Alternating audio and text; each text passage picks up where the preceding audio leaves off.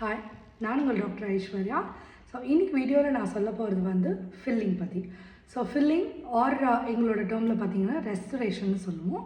So அது எப்போ முக்கியம், எப்போல்லாம் பண்ண முடியும் அப்படின்னா, முதல்ல அந்த பல் சொத்தை வந்து ஒரு கேட்ச் மாதிரி ஃபார்ம் ஆகும்.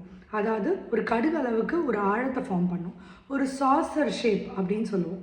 ஒரு சாசர் ஷேப்புக்கு தாண்டி ஒரு பள்ளம் மாதிரி ஒரு யூ ஷேப்பில் அந்த கேவிட்டி வந்து ஒரு கேட்ச் கொடுக்குது அப்படின்னா அந்த டீத்தை நம்மளால் ஃபில் பண்ண முடியும். பட் அதில் ஒரு கான்ட்ரடிக்ஷன் இருக்குது. என்ன அப்படின்னா, மேலேருந்து பார்க்குறதுக்கு உங்களுக்கு ஒரு குட்டி டாட் மாதிரி தெரியலாம். பட் உள்ளுக்குள்ளே அது எந்த அளவுக்கு டெப்த்தில் போயிருக்கு. இப்போ ஒரு பாட் மாதிரி வச்சுக்கோங்களேன். மேலே நம்மளுக்கு தெரிகிற வந்து மவுத் வந்து பார்த்திங்கன்னா ஒரு குட்டி ஹோல் தான். பட் கீழே அது பரவிருக்கிற ஸ்டேஜ் வந்து can be a vast range.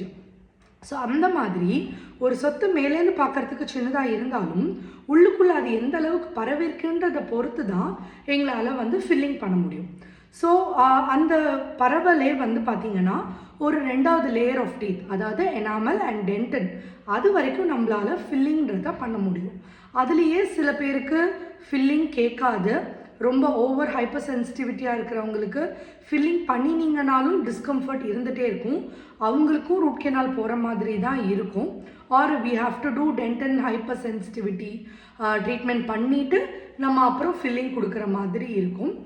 இல்லை அப்படின்ற மாதிரி இருந்ததுன்னா ஒன்லி அந்த 2 லேயரில் இருந்ததுன்னா filling okay, we can save the teeth with filling alone அப்படின்னு சொல்லலாம். பட் அந்த டீத்துக்கு அந்த லேயருக்கு கீழே போயிடுச்சு, பல்ப் டச் ஆகிடுச்சு அப்படின்னா அங்கே தான் பிளட் சப்ளைஸ்லாம் இருக்கும். பிளட் சப்ளையில் ஒரு டிகே பட்டுருச்சு அப்படின்னா இன்ஃபெக்ஷனாக காசு ஆகிடும். ஸோ அந்த இன்ஃபெக்ஷன் டீப் டவுன் சீக்கிரம் பரவிடும் ஒரு பிளட் சர்க்குலேஷனில் இருக்கும்போது. அப்போ தான் உங்களுக்கு பர்ஸ் ஃபார்மேஷன், ஆப்சஸ் வர்றது, அதாவது கட்டி வர்றது, சீல் கோக்கிறது அதெல்லாம் வரும். ஸோ ஒன்ஸ் அந்த சீல் கோக்கிறது கட்டி வர்றதெல்லாம் ஆயிடுச்சுன்னா ரூட் கெனால் தான் பண்ணணும். அது வரைக்கும் நம்மளால் ஃபில்லிங் பண்ண முடியும். ஸோ இன்றைக்கி இது இன்ஃபர்மேஷன் உங்களுக்கு ஹெல்ப்ஃபுல்லாக இருக்கும்னு நினைக்கிறேன். நாளைக்கு நான் ரூட் கெனால் பற்றி சொல்ல போகிறேன். வித்தவுட் மிஸ் வீடியோ பாருங்கள். Thank you so much.